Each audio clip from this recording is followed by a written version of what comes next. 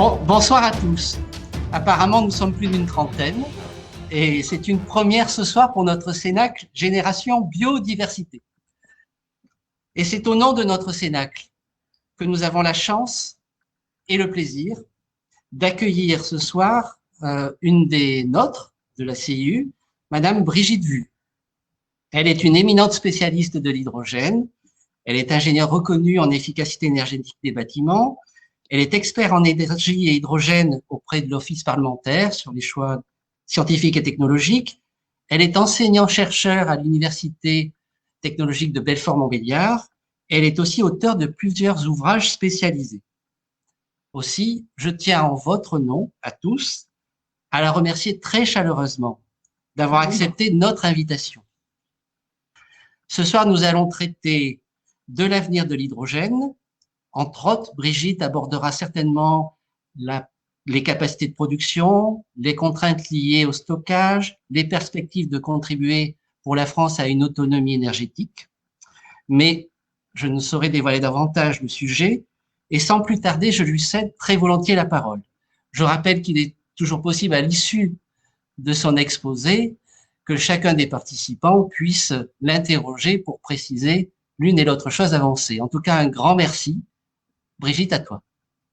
Bonsoir à toutes et à tous. C'est un honneur pour moi que de vous présenter cette première conférence en visio sur le sujet de l'hydrogène décarboné. Donc aujourd'hui, l'hydrogène apparaît comme un vecteur important concernant l'évolution de notre mix énergétique. Et je vais d'abord vous présenter un contexte, le contexte socio-économique. La crise du Covid-19 a quelque peu modifié le contexte économique. La transition énergétique pourrait être un élément important de la relance, avec en particulier la relocalisation d'industries liées à l'énergie au sens large et le lancement de filières telles que l'hydrogène vert. On a eu un exemple pas plus tard que cette semaine, puisqu'on se rend compte que d'être dépendant de certains pays lointains, par exemple pour le constructeur automobile Stellantis, anciennement Peugeot, est une difficulté supplémentaire puisqu'aujourd'hui, ils n'arrivent pas à s'approvisionner, par exemple, en semi-conducteurs. Donc, la transition énergétique doit aussi nous permettre de pouvoir relocaliser un certain nombre d'industries dont nous étions leaders il y a encore quelques années ou quelques dizaines d'années. La France possède une production d'électricité qui est fortement décarbonée, 92,1% en 2019. C'est un des pays qui a l'électricité la moins carbonée au monde. Nous devons de fait rechercher des solutions de production d'hydrogène qui ne génèrent pas de gaz à effet de serre. C'est la raison pour laquelle je vous parlerai d'hydrogène vert. Je vous déclinerai toutes les formes d'hydrogène par la suite. Au niveau contexte énergétique, donc cette nouvelle filière énergétique s'inscrit dans un contexte énergétique évoluant. La France a transposé en droit français la directive européenne 2009-28/CE du Parlement européen et du Conseil du 23 avril 2009 relative à la promotion de l'utilisation de l'énergie produite à partir de sources renouvelables, puis a adopté la loi de transition énergétique pour une croissance verte, publiée au journal officiel du 17 août 2015. Cette loi de transition énergétique pour une croissance verte va modifier largement notre mix énergétique puisque nous allons, à l'horizon 2035, plafonner notre production d'électricité d'origine nucléaire à 50%. Dans le même temps, nous allons progresser en termes d'évolution de la production d'énergie renouvelable, en particulier des énergies renouvelables intermittentes que sont l'éolien et le photovoltaïque. Et de fait, il va nous falloir trouver des solutions pérennes de stockage et l'hydrogène peut être une de ces solutions. La France a décliné la 4e directive européenne et adopté la loi LOM, parue au journal officiel en date du 26 décembre 2019, ainsi que la loi énergie-climat adoptée en date du 8 novembre 2019. Quel est le rappel de ce contexte énergétique? Donc, cette loi a fixé des objectifs nationaux à l'horizon 2030, réduire nos émissions de gaz à effet de serre, en particulier de CO2, de 40% par rapport à 1990, réduire notre consommation globale d'énergie de 20% par rapport à 2012. C'est ce qu'on appelle l'efficacité énergétique. Aujourd'hui, l'efficacité énergétique fait partie prenante et partie prenante de notre mix énergétique. Augmenter la part des énergies renouvelables à 23% de la consommation finale brute d'énergie en 2020, ce à quoi nous sommes arrivés, et à 32% en 2030, et enfin atteindre 40% de la production d'électricité d'origine renouvelable en 2030. Quelles sont les conséquences de ce contexte énergétique? La croissance en matière d'énergie renouvelable proviendra essentiellement des énergies renouvelables intermittentes. Ces énergies sont intermittentes et couvrent pour le moment 3,5% de l'électricité consommée en France pour le solaire thermique, 6% pour le photovoltaïque et 7 à 8% pour l'éolien. Donc la solution qui sera adoptée devra inclure non seulement l'extension du réseau, mais également les énergies renouvelables et le stockage, la gestion de la consommation et surtout une recharge intelligente. Pourquoi faut-il stocker cette énergie? Le système électrique actuel est à la demande. Or, les énergies renouvelables en fort développement actuellement sont intermittentes, en particulier l'éolien et le photovoltaïque. Il est donc nécessaire de développer le stockage compte tenu de l'inadéquation entre l'offre et la demande. Or, nous avons besoin d'énergie à tout instant de la journée et en tout point de notre territoire, et ce, quelles que soient les conditions météorologiques. Quelques rappels pour figer un petit peu le débat, c'est la production d'électricité en France a atteint 537,7 TWh en France en 2019. Le nucléaire représente 70,6%, avec l'objectif de descendre à 50%, l'hydraulique 11,2%, l'éolien 6,3%, le solaire 2,2%, les bioénergies 1,9%, le gaz 7,2%, le fuel 0,4%, le charbon 0,3%, sachant qu'on doit fermer l'ensemble de nos centrales au charbon à l'horizon 2022. La problématique est la suivante, c'est qu'une année compte 8760 heures. Or, il est forcé de constater que toutes ces énergies ont des facteurs de charge qui sont très différents. Alors, qu'est-ce que le facteur de charge? C'est la durée de fonctionnement par an d'une énergie par rapport à nos besoins. Par exemple, le nucléaire a un facteur de charge de 6600 heures par an sur les 8760 heures, c'est-à-dire qu'on a 75% du temps la possibilité d'avoir du nucléaire. L'éolien a un facteur de charge de 2200 heures, soit 24% du temps. Le photovoltaïque, 1200 heures, soit 14% du temps. Donc, vous voyez bien que à un moment donné, l'énergie photovoltaïque va produire en particulier en été, l'éolien va produire quand il y aura du vent. Donc, il va nous falloir trouver des solutions pour pouvoir parvenir à tout ça. Et donc, l'hydrogène dont je vais vous parler maintenant est une des solutions qui est intéressante pour pouvoir stocker les énergies renouvelables intermittentes. Donc, l'hydrogène est un vecteur énergétique polyvalent et flexible qui apporte des solutions efficaces et décisives pour répondre aux grands défis liés à la transition énergétique et à la croissance de demain. Cependant, aujourd'hui, l'hydrogène produit dans le monde est produit à partir de vaporeformage de la molécule de méthane, donc du CH4, du gaz naturel, donc d'énergie fossile. Il représente aujourd'hui 95% de la production mondiale d'hydrogène. Bien sûr, il n'est pas forcément à destination de stockage pour l'instant, il est surtout à destination de l'industrie et, dans une moindre mesure, de la mobilité. Ça signifie quoi? Ça signifie que lorsqu'on produit 1 tonne d'hydrogène, grâce à ce vaporeformage de la molécule de CH4, on émet 10 tonnes de CO2. 1 kg d'hydrogène donne 10 kg de CO2. Vous comprenez pourquoi il est impératif de s'orienter donc vers l'hydrogène vert. Cependant, aujourd'hui, cette technologie est encore une technologie qui est relativement chère. Quand on regarde le coût de production de l'hydrogène à partir du méthane, on est entre 1,5 et 2 euros le kilo d'hydrogène. Lorsqu'on est sur une électrolyse de l'eau, on est plutôt aux alentours de 8 à 10 euros le kilo, voire même plus.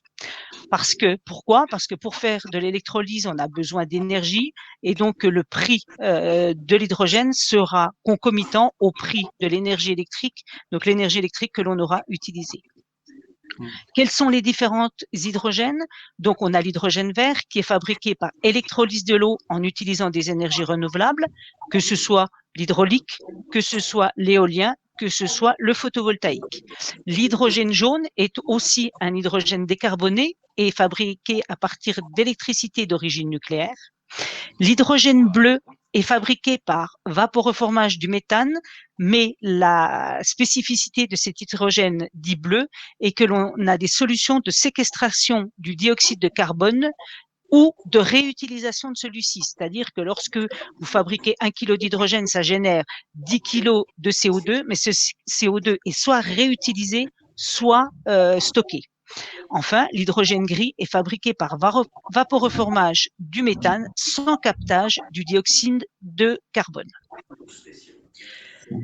La France, donc comme je vous l'ai dit, possède une électricité fortement décarbonée. Donc la solution pour nous est de trouver une solution pour fabriquer de l'hydrogène et uniquement de l'hydrogène peu carboné pour nous permettre et ne pas compromettre nos engagements à atteindre la neutralité carbone en 2050. De plus, le choix de l'hydrogène comme vecteur énergétique doit nous aider à participer à réduire notre dépendance aux énergies fossiles, donc être un vecteur de transition énergétique à l'échelle des territoires. De ce fait, il faudra dans la mesure du possible produire à partir d'énergies renouvelables diversifiées, photovoltaïques, éoliennes, voire hydrauliques, présentes sur le territoire à partir de l'électrolyse de l'eau. Avec le développement des énergies renouvelables intermittentes, cette technologie nous permet donc d'avoir le stockage du surplus d'énergie renouvelable intermittente en grande quantité sans se préoccuper des usages, ce qui est le projet actuel, soit à l'échelle plus locale, à l'échelle des territoires, mais cette fois lié à des usages réels. Et ça, c'est la solution de l'hydrogène que l'on prévoit en devenir. En ce sens, donc, le système de stockage d'hydrogène peut limiter les contraintes techniques liées à une pénétration massive des énergies renouvelables sur le réseau électrique. Donc, l'hydrogène peut jouer aussi un régulateur du réseau électrique français en période de forte production ou de faible production. Aujourd'hui, quelles sont les productions? Aujourd'hui, on a 60 millions de tonnes d'hydrogène qui sont fabriquées dans le monde. 80% de cette production sert à la fabrication d'ammoniac, indispensable à la fabrication d'engrais et au raffinage de produits pétroliers pour désulfurer les carburants. En France, on en produit environ 922 000 tonnes, 52% pour la fabrication d'ammoniac et 38% pour le raffinage du pétrole, visant à éliminer le soufre dans le pétrole. L'hydrogène doit être un vecteur qui doit être lié aux usages. Et quels sont les usages qui ont été priorisés? On a retrouvé ça en priorité dans le plan Hulot de 2018. Le plan Hulot a circonscrit les usages essentiellement à l'industrie et à la mobilité. On parlera du bâtiment qui m'est cher un petit peu plus tard, mais aujourd'hui, les aides qui sont accordées en France, ce qui n'est pas le cas de l'Europe, qui aide également le bâtiment, les aides qui sont allouées en France sont principalement des aides à destination de l'industrie et de la mobilité. Alors, pourquoi il est important de décarboner l'industrie? Tout simplement pour répondre à nos enjeux, les enjeux que nous nous sommes fixés à l'horizon 2050 d'avoir une neutralité carbone. Et les industriels jouent particulièrement le jeu. On voit apparaître ici et là, et moi qui suis particulièrement dans ce domaine, j'ai été consulté par de grands industriels de ma région qui souhaitent aujourd'hui ancrer leur politique en faveur de la transition écologique en direction d'une diminution très importante de leurs émissions de gaz à effet de serre. Ensuite, le deuxième secteur, et c'est celui qui a peut-être le plus le vent en poupe aujourd'hui, c'est la mobilité. En ce qui concerne la mobilité, vous avez deux axes. Il faut savoir qu'un véhicule hydrogène est un véhicule électrique. Vous avez deux possibilités pour pouvoir alimenter ce véhicule, qui est soit des batteries, soit l'hydrogène. Et on se rend compte que lorsqu'on travaille sur de la mobilité lourde, que sont les bus, les cars, les camions, les bennes à ordures, les trains, il y en a même qui parlent des avions et des bateaux, on se rend compte que le stockage avec une batterie est insuffisant et ne peut pas nous assurer une autonomie suffisante. Par contre, on se rend compte que le véhicule électrique est principalement utilise principalement les batteries. Pourquoi? Parce qu'étant moins lourd, il a aussi la possibilité d'avoir une autonomie somme toute intéressante. Aujourd'hui, on parle d'autonomie à 300 km. Certains véhicules vont à plus de 400 km. Il faut aussi savoir que la batterie est aussi sensible aux températures extérieures. Lorsque vous avez une température extérieure qui est négative en hiver, votre autonomie baisse. En ce qui concerne l'hydrogène, vous n'aurez pas cette problématique. Au niveau de la mobilité, l'hydrogène devient obligatoire pour des véhicules lourds faisant plus de 180 km par jour. Parce qu'autrement, vous êtes contraint d'avoir des batteries et le poids des batteries devient trop important. Et plus vous avez de batteries, plus vous avez de poids, donc plus vous allez consommer. Donc, c'est un cercle un petit peu vicieux. La mobilité électrique n'est plus cohérente et fait augmenter de manière considérable les coûts. Donc, on est obligé de passer sur l'hydrogène pour les bus, les trains, les cars, les bennes à ordures ménagères, les camions, etc. Le passage des véhicules électriques à hydrogène devient donc intéressant à ce stade et le développement est croissant. Aujourd'hui, il y a des développements au niveau des systèmes de stockage, en particulier des réservoirs. Donc, ces réservoirs, vous avez deux types de pression pour l'hydrogène, 350 kg pour la mobilité lourde, 700 kg pour la mobilité, 700 bars, pardon, 350 bars pour la mobilité lourde, 700 bars pour la mobilité légère. Pourquoi? Parce qu'en fait, on a des réservoirs qui sont de petite taille, donc il nous faut comprimer au maximum l'hydrogène pour pouvoir mettre le maximum de kilos d'hydrogène dans un réservoir. Pour une voiture particulière, l'autonomie 1 kg d'hydrogène nous permet de faire 100 km. La filière française est en train de se structurer. Vous avez en particulier au niveau des fabricants de bus un industriel appelé Safra qui est basé dans le sud-ouest et qui travaille avec un fabricant de piles à combustible qui est Symbio, qui fait partie du consortium Foressa Symbio Michelin. Et aujourd'hui, pour vous donner un ordre d'idée, un bus diesel coûte actuellement 250 000 € à l'achat, contre 500 000 pour un bus hydrogène. Donc, vous voyez qu'il y a encore beaucoup de progrès à faire pour pouvoir diminuer le coût de ces véhicules hydrogènes. D'autres perspectives sont en développement pour les trains.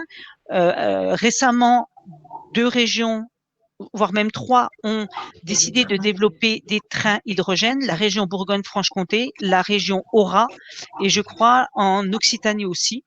Et au niveau des bennes à ordures ménagères, la ville de Dijon s'est engagée dans la mise en place de bennes à ordures ménagères ainsi que de chariots élévateurs à l'hydrogène. En ce qui concerne le bâtiment, dans un proche avenir et avec la suppression des énergies fossiles, les différentes réglementations thermiques aujourd'hui nous laissent entrevoir la disparition du fioul, donc ça c'est acté, et la disparition du gaz dans le cadre de la future réglementation environnementale 2020. Donc il ne sera plus possible d'installer des chaudières à énergie fossile dans les constructions neuves. Et dans quelques années, nul doute que ça ne sera pas possible non plus en rénovation. Donc, il va nous falloir trouver des alternatives dans le secteur du bâtiment pour nous alimenter en chauffage, en production d'eau chaude sanitaire et en électricité avec des systèmes qui soient uniquement des solutions renouvelables. Or, l'énergie renouvelable la plus utilisée dans le bâtiment reste le photovoltaïque. Le photovoltaïque produit essentiellement en été et pour avoir fait des études assez poussées dans ce domaine-là, on se rend compte que dès le 15 février, y compris dans ma région qui est en zone H1B, on a une production photovoltaïque qui nous permet d'avoir une partie en autoconsommation. À partir du 15 avril, voire 15 mai, on a la possibilité d'avoir une surproduction qui nous permet de stocker cette énergie dans des batteries et pour faire l'intersaison, puisqu'en fait, on a besoin de chauffage essentiellement du mois de novembre jusqu'au mois de février, il va nous falloir trouver une autre solution et l'hydrogène apparaît comme une solution intéressante pour pouvoir stocker cette énergie. Alors, pourquoi l'hydrogène? Tout simplement parce que la batterie a un taux d'autodécharge, donc vous allez charger ces batteries en été. Par contre, au fil des mois, suivant les technologies elle va perdre 5 à 10% de son énergie stockée. Arrivé en hiver, vous risquez de ne pas avoir suffisamment d'énergie. L'hydrogène reste le vecteur qui vous permettra d'avoir une solution stable. Donc, vous transformez via un électrolyseur votre énergie photovoltaïque en hydrogène que vous stockez à moyenne pression et ensuite vous réutilisez cet hydrogène en hiver via une pile à combustible pour vous faire de l'électricité et, ou là où c'est intéressant, dans le bâtiment, de la chaleur, puisqu'une pile à combustible libère 50% d'électricité et 50% de chaleur. Vous aurez la possibilité d'utiliser et de valoriser cette chaleur, ce qui vous permettra d'avoir un rendement beaucoup plus intéressant que celui que l'on a en automobile, puisqu'en automobile, on n'a que les 50%, voire même moins, plutôt 35% d'électricité, et la chaleur, on ne sait pas forcément comment l'utiliser dans un véhicule. Pour analyser les perspectives de cette filière, il est indispensable de se projeter sur l'évolution de notre mix énergétique ainsi que celui de nos voisins et d'intégrer les évolutions en matière de directives européennes. Donc, notre pays s'est fixé comme objectif d'atteindre la neutralité carbone à l'horizon 2050. Pour ce faire, la loi énergie-climat fixe comme objectif de diminuer nos consommations d'énergie fossile de 40% à l'horizon 2030 par rapport à 1990. La loi a aussi entériné l'objectif de ramener à 50% la part du nucléaire, comme je vous l'ai dit tout à l'heure, et donc l'hydrogène apparaît comme une solution. Qu'en est-il des pays qui nous entourent? L'Allemagne. L'Allemagne a investi 25 milliards d'euros dans l'éolien et le photovoltaïque. La part des énergies renouvelables représente dans ce pays près de 40% dans leur production d'électricité, contre encore 38,2% pour le charbon. Cependant, cela a un impact important sur le prix de l'électricité allemande.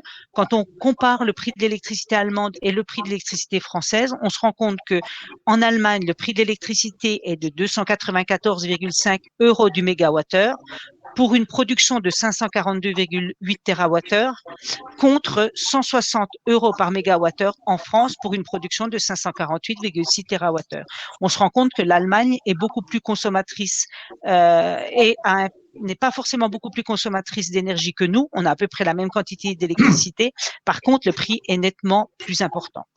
Quand on regarde aussi d'un point de vue émissions de gaz à effet de serre, un Allemand émet 11,5 tonnes de CO2 pendant qu'un Français émet 5,5 tonnes de CO2. Cette évolution nécessaire de notre mix énergétique ne va pas sans poser de nouveaux problèmes dans la mesure où l'augmentation de la production d'énergie renouvelable intermittente va donc créer ce besoin de stockage. Quelle politique en faveur de l'hydrogène pour la France? Le plan de relance a choisi de promouvoir l'hydrogène vert puisque 7 milliards d'euros ont été alloués à ce vecteur énergétique, dont 2 milliards pour les années 2021-2022. Une somme de 1,5 milliard sera consacrée à la construction d'une gigafactory de fabrication d'électrolyseurs, à la recherche-développement dans ce domaine-là aussi. Jusqu'à l'annonce de ce plan de relance, les territoires avaient pris la main sur l'hydrogène, et en particulier l'Occitanie, qui avait un plan stratégique hydrogène de 150 millions d'euros pour la période 2019-2030 et qui a fait l'acquisition de 3 rames de train, la réalisation de 20 stations de production-distribution d'hydrogène, la construction d'une usine de production d'hydrogène et de 2 électrolyseurs industriels, mais aussi et surtout la création d'usages de cet hydrogène avec l'acquisition de 600 véhicules hydrogène lourds, utilitaires et légers. Un autre exemple de région qui avait pris la main sur l'hydrogène avant que le gouvernement ne lance la politique hydrogène française, c'est la région AURA, Auvergne-Rhône-Alpes, qui a lancé un vaste plan dont le premier objectif était d'améliorer la qualité de l'air dans la vallée de l'Arve. C'est ainsi qu'est né le projet ZEV, Zero Emission Valley. 20 stations hydrogène devraient voir leur jour dans cette région avec des premières stations à Lyon, où il y en a 2, Chambéry, Clermont-Ferrand, Saint-Étienne, et un plan de 50 millions d'euros. Ensuite, la région Bourgogne-Franche-Comté, où je suis, avec un plan de 102 millions d'euros, dont 45 pour le développement de locomotives hydrogène, 18 pour l'industrie et le stationnaire, 18 pour la mobilité, 2 pour la recherche et 2 pour l'innovation. On voit que les régions avaient pris largement le pas avant l'État sur la politique de l'hydrogène et il va falloir encourager le développement. Comme je vous l'ai dit, il ne faut pas être concurrent. L'État nous guide et nous donne les moyens de pouvoir développer l'hydrogène et le développement se fera à l'échelle des régions avec en particulier la nécessité de créer des usages. Ça ne sert à rien de produire de l'hydrogène pour produire de l'hydrogène, il faut en face avoir des usages. Donc avant de lancer une politique de l'hydrogène au niveau régional, il va falloir réfléchir à qu'est-ce que je vais produire de l'hydrogène, quelle quantité d'hydrogène je vais produire et pour quels usages. C'est exactement ce qui s'est passé en Suisse puisque la Suisse a signé avec Hyundai 1000 camions hydrogène. Aujourd'hui, il y a déjà un certain nombre de camions qui circulent en Suisse. Leur problématique, c'est qu'ils n'ont pas de station hydrogène. Ils ont 7 stations hydrogène.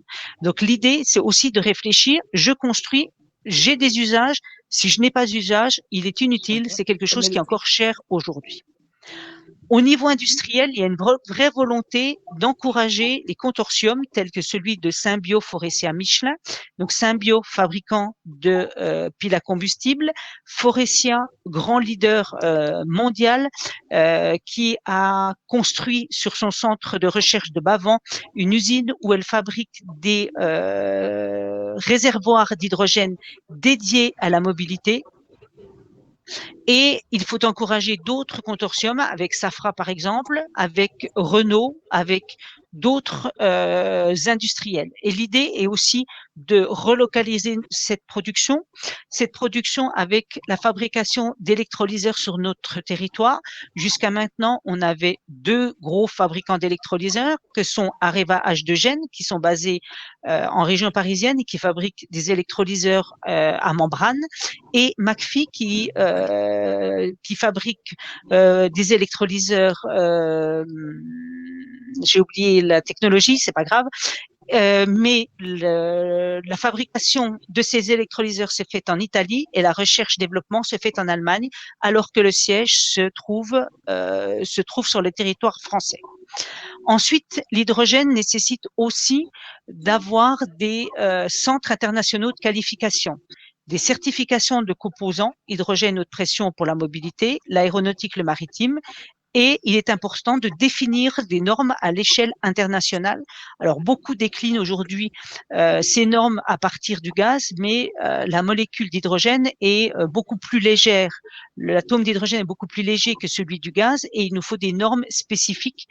On sait aujourd'hui, par exemple, que pour pouvoir stocker de l'hydrogène, on ne peut pas stocker plus de 999 kg d'hydrogène. Au-delà de 999 kg d'hydrogène stocké, on passe en Céveso 1. Donc, il va nous falloir aussi modifier notre réglementation par rapport à ça. On a analysé aussi un certain nombre d'études et selon ces études menées, la filière en devenir pourrait générer 1 milliard d'euros d'investissement et représenterait en 2030 un chiffre d'affaires d'environ 8,5 milliards d'euros pour plus de 40 000 emplois. En 2050, ce chiffre pourrait atteindre 40 milliards d'euros et plus de 150 000 emplois. C'est une étude de l'AFIPAC de 2018, actuellement renommée France Hydrogène. Donc, il est aussi impératif d'identifier quels sont les emplois induits par le développement du vecteur hydrogène, que ce soit au niveau de la production, du stockage, du transport et de la maintenance industrielle, et de proposer tout un panel de formations liées à ce vecteur qui n'existe pas aujourd'hui. Parce que développer une filière de l'hydrogène, c'est très bien. Si en face de vous, vous n'avez pas les personnels capables de maintenir, d'installer déjà, mais de pouvoir assurer la maintenance de tous ces matériels, cette filière ne pourra pas être pérenne. Donc, tout ce lancement de la filière hydrogène implique une analyse politique qui est relativement puissante, en même temps le développement des emplois, en maintenant le développement des infrastructures, la fabrication des matériels et aussi ce que j'appelle la chaîne de valeur.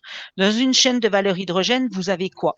Vous avez le panneau photovoltaïque ou l'hydraulique ou l'éolien, donc qui vont vous permettre de faire une électrolyse de l'eau. Donc ça sera une énergie, un hydrogène vert que vous allez stocker dans un électrolyseur, que vous allez transformer via un électrolyseur. Ensuite, vous avez stocké cet hydrogène. Lorsque vous sortez d'électrolyseur, vous allez sortir à une certaine pression. En général, cette pression n'est pas forcément élevée. Donc, il va falloir comprimer ce gaz pour pouvoir le stocker. Donc, vous allez le stocker à 150 bars, bars, 300 bars, 700 bars. Donc, il va falloir avoir ces systèmes-là et surtout, il va falloir aussi prioriser tout ça. Donc, il nous manque aujourd'hui au niveau de la chaîne de valeur tout ce qu'on appelle l'électronique de puissance qui est partie de l'Europe.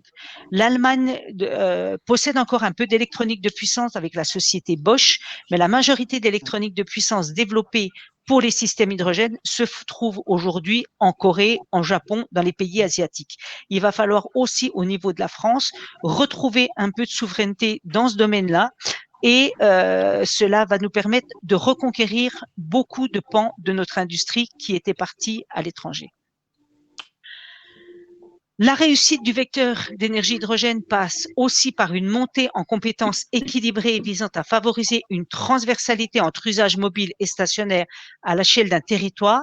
Ainsi, les piles à combustible de petite et moyenne puissance ont des applications multiples, mobiles et stationnaires, et leur déploiement concentré à l'échelle du territoire est un déploiement pertinent.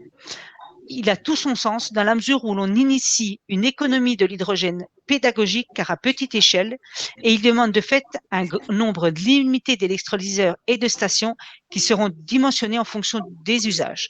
De plus, ils permettront de tester le format hydrogène seul, hydrogène plus batterie.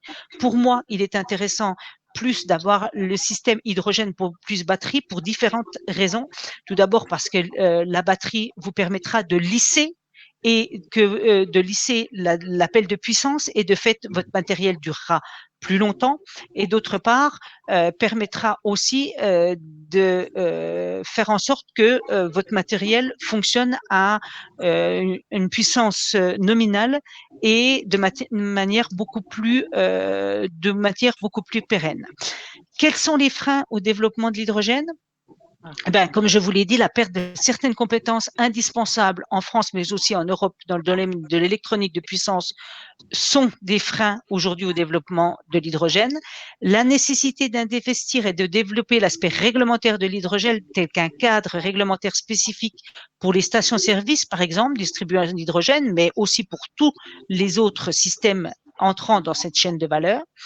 Identifier quels sont les emplois induits par le développement du vecteur hydrogène, que ce soit au niveau de la production, du stockage, du transport, de la maintenance industrielle de ces systèmes et de proposer tout un panel de formations liées à ce vecteur qui n'existe pas aujourd'hui en France. Quelle politique de l'hydrogène en Allemagne? Pourquoi j'ai pris l'exemple de l'Allemagne? Parce que entre la France et l'Allemagne, on a deux politiques de l'hydrogène qui sont tout à fait différentes. En France, puisqu'on a un secteur électrique qui est fortement décarboné, on n'a pas les mêmes contraintes. Alors que les Allemands, eux, ont vraiment une nécessité de décarboner en priorité leur production électrique. L'Allemagne mise sur l'hydrogène donc et vise une première place industrielle. Elle a décidé d'y investir 9 milliards d'euros. Son plan pour y parvenir est désormais validé. Le pays veut couvrir 20% de ses besoins avec de l'hydrogène décarboné d'ici à 2030. Cela nécessitera l'installation de près de 3 à 5 gigawatts de capacité d'électrolyse et le développement de la production d'hydrogène dit bleu avec captation de carbone. Donc, vous voyez, nous, on est sur une orientation qui est plus une orientation du développement de l'hydrogène vert. Les Allemands sont plus sur un développement de l'hydrogène bleu. L'Allemagne compte aussi développer les équipements et les solutions pour couvrir toute la chaîne de valeur de la production et de l'acheminement et pour les exporter à partir de 2024. 2024, c'est demain. Elle prévoit également la mise en circulation de plus de 60 000 voitures dites légères, donc voitures particulières à hydrogène, d'ici 2021, avec notamment 2,1 milliards d'euros de primes pour les automobilistes jusqu'en 2023. Donc, pareil que la France, l'Allemagne a tendance à, pour pouvoir lancer cette nouvelle filière, à apporter aussi pas mal de financements et de subventions. Les laboratoires de recherche recevront pour leur part jusqu'à 600 millions d'euros d'ici 2025. Donc, l'Allemagne, une fois de plus, croit beaucoup en sa recherche et essaye d'y mettre un maximum de financement pour pouvoir acquérir toute la chaîne de valeur et de ne plus être dépendant, en particulier des pays asiatiques. Ensuite, que je voulais dire encore au niveau de l'Allemagne, la politique en matière d'hydrogène en Allemagne donc est très différente de celle de la France. L'Allemagne cherche avant tout à décarboner sa production d'électricité et à valoriser la production éolienne du nord de l'Allemagne vers le sud en transformant petit à petit ces gazoducs en hydrogénoducs.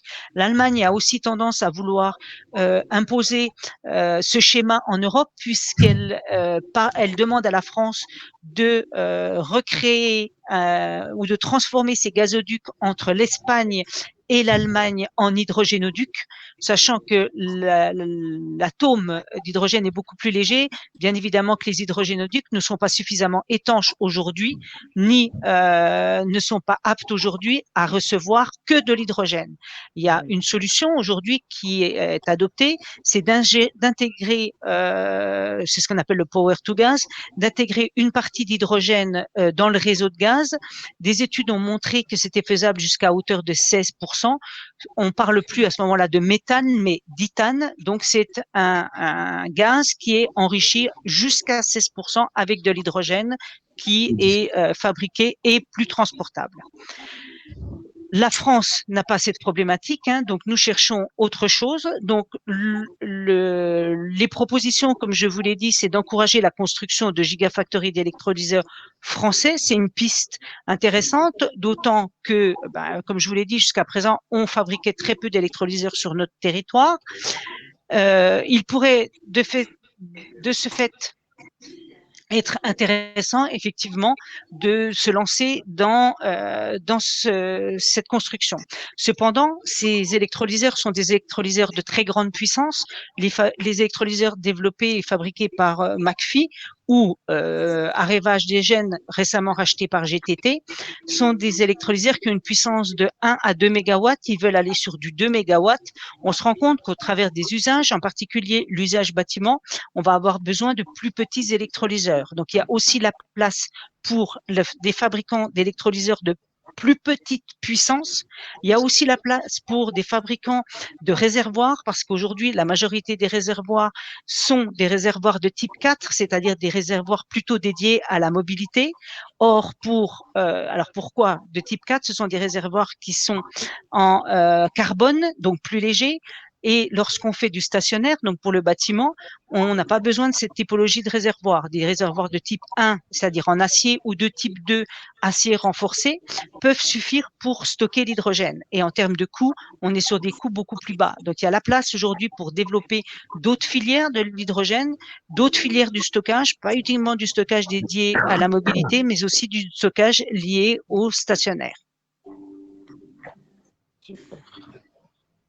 Qu'est-ce que je voulais vous dire encore là-dessus? Donc, la filière des flottes, des constructeurs. Oui. Donc, la filière hydrogène doit nous permettre d'accroître notre indépendance énergétique tout en nous permettant d'atteindre la neutralité carbone à l'horizon 2050. Cette filière nécessite aussi le développement de la partie électronique de puissance, des d'électrolyseurs, des fabricants de piles à combustible qui nous font actuellement défaut, même s'il y a un certain nombre de startups et la France est constituée de nombreuses startups qui travaillent sur ce sujet-là, qu'il va falloir fédérer pour pouvoir aller sur des systèmes complets que j'ai appelés chaînes de valeur. Nous avions des leaders dans ce domaine, en particulier sur l'électronique de puissance, de grande puissance telle que Alstom, qu'il va falloir aussi retrouver.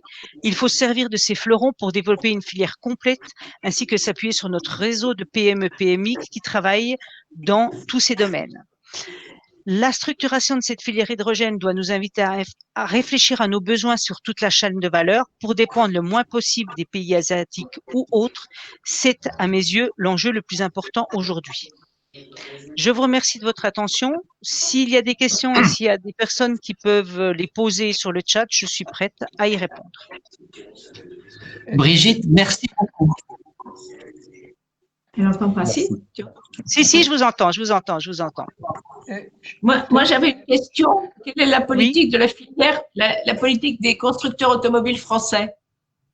Alors, aujourd'hui, la politique des constructeurs automobiles français, c'est plus d'aller sur le véhicule électrique. Et PSA, maintenant Stellantis, vient de lancer des véhicules électriques avec des prolongateurs d'autonomie grâce à l'hydrogène. C'est-à-dire que si on a pas suffisamment de batteries électriques, on a la possibilité d'intégrer ce qu'on appelle un prolongateur d'autonomie grâce à l'hydrogène qui nous permettront de faire plus de kilomètres sur un véhicule. Comment dire, aux autres grandes puissances. Alors moi, je pense pas. On a deux visions qui sont très différentes, mais qui ne nous opposent pas. Je pense qu'au niveau, justement, au niveau industrie, l'Allemagne peut paraître être en avance sur nous parce qu'il est beaucoup plus facile de décarboner l'électricité que de fabriquer de l'hydrogène lié à des usages. Aujourd'hui, la fabrication de l'hydrogène lié à des usages reste encore en devenir. Et du coup, on a la possibilité en France depuis longtemps de pouvoir prendre un temps d'avance là-dessus. Et c'est là aussi où je ne comprends pas forcément la politique qui est faite par l'ADEME aujourd'hui de ne pas vouloir aider à développer une filière, par exemple, pour le bâtiment. L'Allemagne aujourd'hui a développé une filière, en particulier des chaudières hydrogène. Wiesmann a fabriqué des. Et aujourd'hui, quand on regardait le salon de l'habitat qui a eu lieu en virtuel il y a quelques semaines, ils ont aujourd'hui, Wiesmann, toute une pléiade de chaudières avec soit du gaz, mais gaz avec introduction d'hydrogène pour passer ensuite à l'hydrogène. Et en France, en n'aidant pas cette filière-là, on va pas pouvoir la développer et en fait, on va perdre vraiment, on va perdre tout ce savoir-faire. Donc, il faut impérativement que l'ADEME prenne conscience qu'il est nécessaire d'aider le bâtiment, même si c'est pas rentable aujourd'hui. Je suis la première à reconnaître que ce n'est pas rentable, mais à un moment donné, il faut faire des véritables démonstrateurs pour pouvoir lancer des filières. Alors, je vais peut-être poser une question qui peut paraître naïve, vu que je ne suis pas un spécialiste du domaine, mais introduire de l'hydrogène dans le gaz, ça suppose qu'à l'arrivée, il va falloir enlever l'hydrogène du gaz. Ça ne pose pas de problème? Alors, en fait, il y a deux politiques, en fait. C'est la politique du power to gas. Donc, on va remplacer le CH4 par l'hydrogène petit à petit. Donc, pour le moment, comme on fabrique de l'hydrogène, on renforce ça. Et ça, c'est la politique des Suisses aussi, qui veulent faire ce fameux ithane, c'est-à-dire c'est un méthane enrichi en hydrogène. Il faut pas les opposer. Les deux vont nous permettre d'avancer. Moi, je ne suis pas opposée au power to gas. Il faut les deux politiques, c'est-à-dire avancer de concert et voir celle qui sera la plus pérenne. Aujourd'hui, on n'a pas vraiment de solution de séquestration du CO2. Qui ne coûte pas cher. Si on en a, elle coûte très cher. Donc, il faut pousser les deux solutions et voir celle qui sera la plus probante et la plus rentable à l'arrivée. C'est bien. J'aurais une question à poser. Bonsoir, je suis Monsieur Novello. Je sais qu'aujourd'hui et hier encore, j'ai lu un document qui stipulait qu'il y a une usine d'hydrogène qui se ferait sur Gandrange, l'ancienne aciérie. En Moselle? Oui. Voilà, en Moselle, oui. Oui. Alors, j'aimerais savoir, quand est-ce que ça pourrait être mis en place? Alors aujourd'hui, à partir du moment où on va vouloir développer la mobilité hydrogène, il va falloir que l'on ait des stations hydrogène. Et donc, c'est dans cette optique-là. La région Franche-Comté est assez bien maillée comme la région Aura.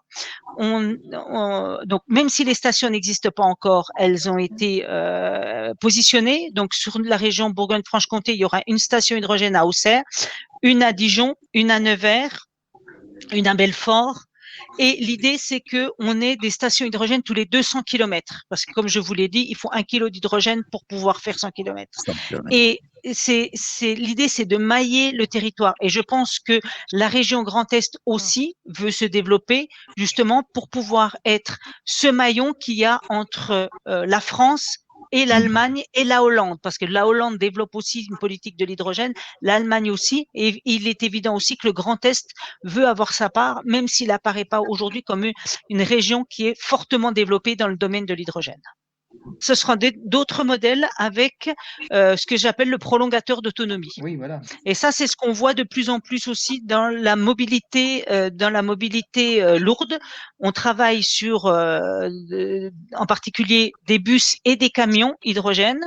Alors, bien évidemment, aujourd'hui, il y a d'autres solutions qui sont pour le moment, les travaux qu'on fait sont confidentiels, donc je ne peux pas en parler ici, mais il y a une vraie volonté sur la mobilité lourde d'aller sur ces solutions-là, ou en prolongation autonomie, c'est-à-dire avoir une solution train, puis ensuite ce qu'on appelle le dernier kilomètre, mais en fait qui est les 10 derniers kilomètres ou les 20 derniers kilomètres seront faits soit en électrique hydrogène. Donc pour l'instant, dans un horizon de moyen terme, ça ne concerne pas les voitures particulières. Alors si, il y en a quelques-unes, les Hyundai en particulier, les Mirai, etc. L'Allemagne aussi veut aller là-dessus, mais le coût de ces véhicules est encore très très cher. Je crois qu'on est sur du 45-50 000 euros. Sur des petits véhicules, on restera sur de la batterie. Surtout qu'il y a des gros progrès en termes de batterie et qu'on a des autonomies qui sont de plus en plus importantes au niveau des véhicules légers. Paris et les taxis, il y en aura quand même 70. Je sais pas combien. Y a-t-il d'autres questions? Alors, est-ce que notre président, qui est un grand directeur de collectivité territoriale, se trouve être intéressé par les développements que nous venons d'entendre? Absolument. J'ai écouté avec beaucoup d'intérêt. Vraiment, c'était très riche. Merci beaucoup, Brigitte. Et puis, j'ai compris que les territoires commençaient à s'en saisir.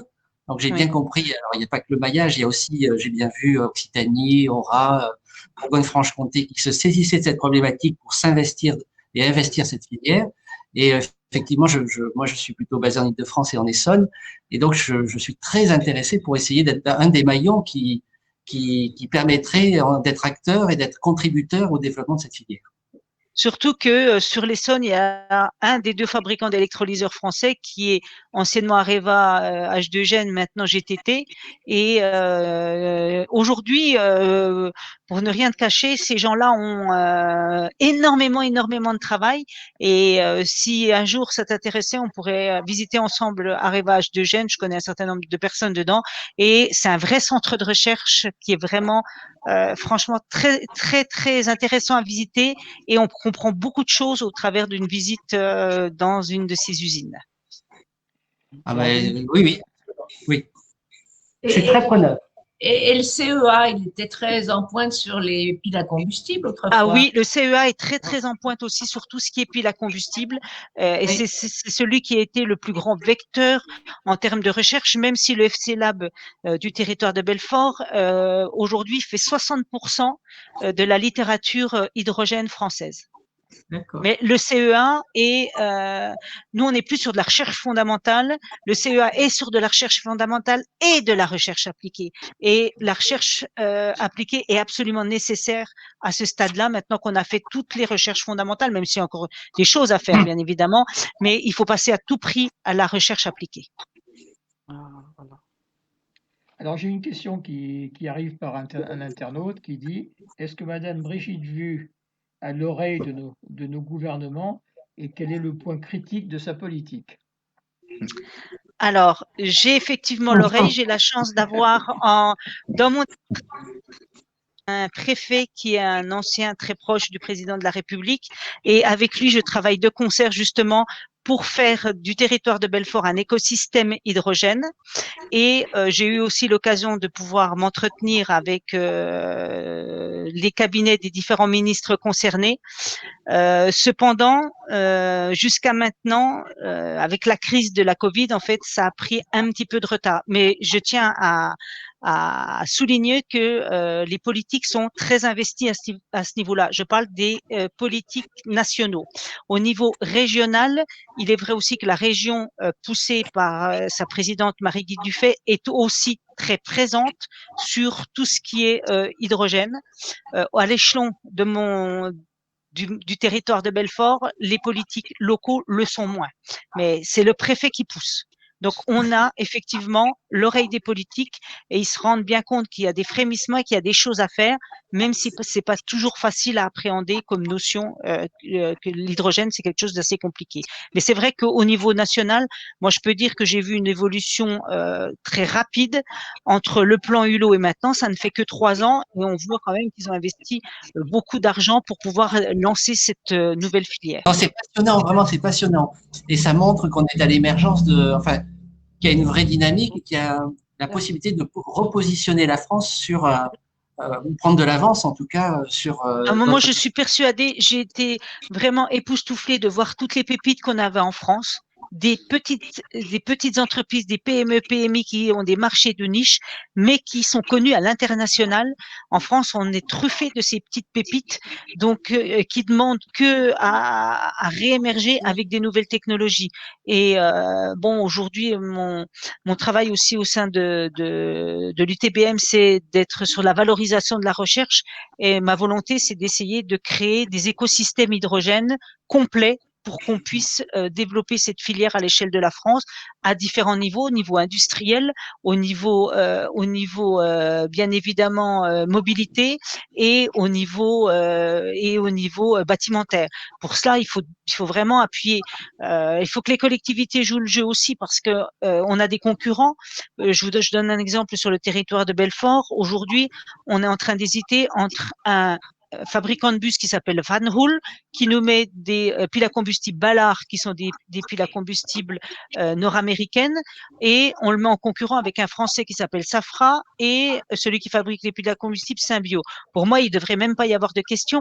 On lance une filière, on aide la filière française, on ne va pas aider les étrangers. Et c'est ça, c'est ce qu'on ne sait pas faire en France et qu'on fait très très bien. Les Allemands savent très bien privilégier l'industrie allemande, les Suisses, l'industrie suisse. Il faut qu'on privilégie l'industrie française, surtout qu'on est sur une industrie émergente. Brigitte, ce qu'il faut souhaiter, c'est que on soit dans le même temps pour le bâtiment, entre la suppression, par exemple, par une loi ou réglementation des chaudières au fioul puis au gaz, et qu'on n'ait rien pour les remplacer. Et que l'hydrogène. Aujourd'hui, la solution, ça reste la pompe à chaleur.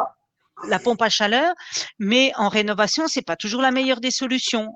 On peut avoir ce que j'appelle une pompe à chaleur en relève de chaudière, c'est-à-dire qu'il nous fasse 90%, mais quand il fait des moins 15, moins 20, reste que la pompe à chaleur, en particulier si c'est une pompe à chaleur air-eau, elle ne pourra jamais nous permettre d'assurer ça. Donc, on doit garder la chaudière fuel ou la chaudière gaz en relève pour les périodes les plus froides. Il faut pas non plus être extrémiste. Il faut pas interdire. Il faut essayer de faire quelque chose de cohérent. Et aujourd'hui, de toute manière, on n'a pas de réglementation en termes de rénovation. On fait à peu près ce qu'on veut dans la rénovation. On a des axes. On dit qu'il faut arriver à tel niveau. Mais on a, autant dans le neuf, on a des réglementations qui évoluent vite et à mes yeux trop vite.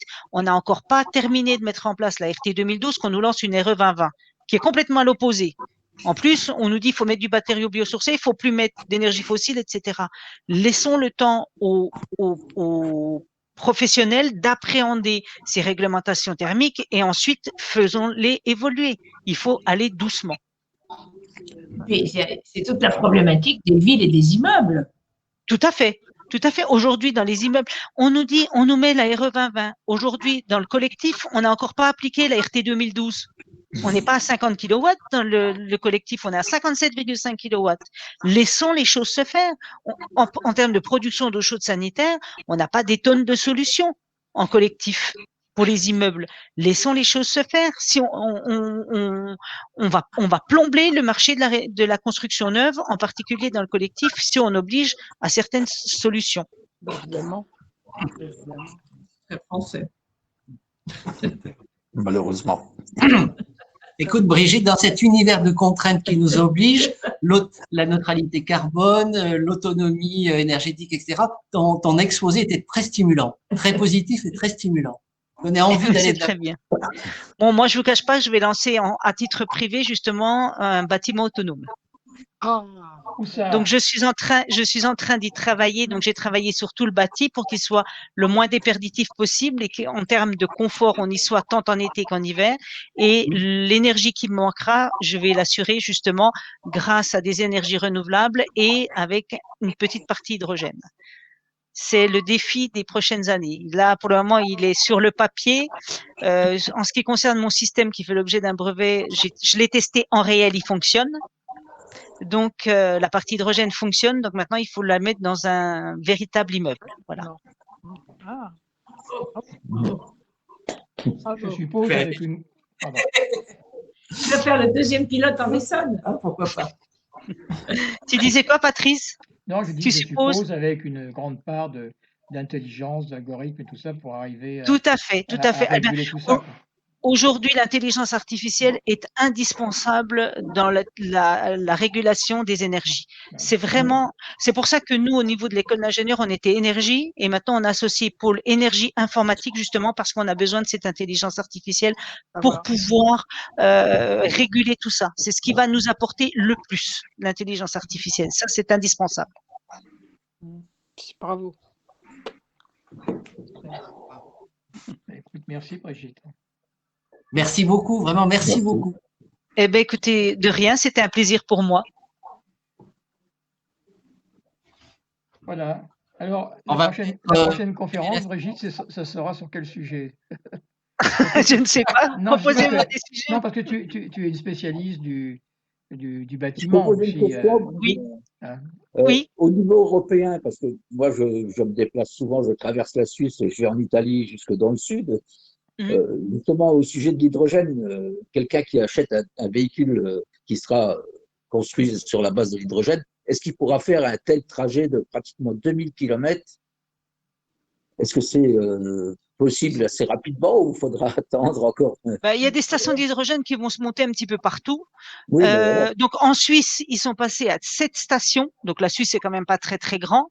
En Allemagne, il y a aussi des stations hydrogène. En France, c'est en train de. Il y en a déjà en Aura, hein, des stations hydrogène à Chambéry, etc. Donc petit à petit, on va avoir cette possibilité-là, effectivement. Bon, c'est super, on verra bien. Merci. Oui. Merci. Merci beaucoup. Merci infiniment à tous. Bonne soirée. Bonne soirée. Brigitte. À très bientôt. À très bientôt. Merci. Bonsoir, Patrice. Bonsoir. Bonsoir. Bonsoir à tous. Bonsoir à tous. Bonsoir. Et bonsoir à tous ceux qui ne sont pas connectés, mais qui sont en vidéo directe. Je vais arrêter la vidéo directe parce que je vois qu'il y a un bouton. Donc, Jean-Philippe, je te laisse le dernier mot. Ben non, je remercie tous ceux qui ont participé, même ceux qu'on n'a pas vus. Et ça nous donne en tout cas le sentiment de devoir poursuivre ce que nous avons entrepris là, sur cette réflexion, sur la réflexion qui nous préoccupe dans le Cénac. Et j'espère vous revoir sur d'autres thématiques que nous tâcherons de monter assez régulièrement. En tout cas, un grand merci pour nous soutenir dans notre réflexion commune.